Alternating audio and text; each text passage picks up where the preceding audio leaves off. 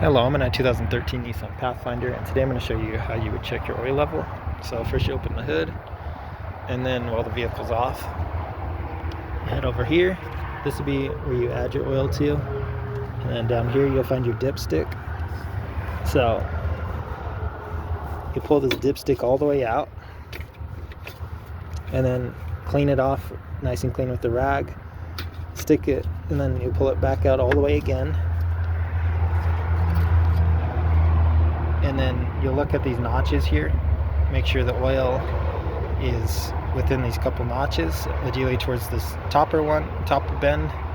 If it's really low on here, then you'll know you need to add some oil, at which point you can do that with through that plug. I don't know if I can get this with one hand back in. Do my best here. Might have to do, there we go, got it. Stick it back in all the way.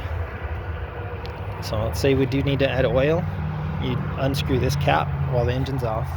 Make sure you're using the exact type of oil rated for your engine, as well as ideally the same synthetic, conventional, and brand you've been using. But you unscrew this, and then with the funnel or straight from your quart jug, fill as needed. Try not to overfill if you can. And then screw this back on nice and tight. And at that point I would turn the motor on for 10-20 seconds of circulating the oil through the system, and turn it back off. And then at that point redo the thing we did in the beginning, where we check this dipstick by pulling it out, wiping it clean, and then sticking it back in to see what the new level is.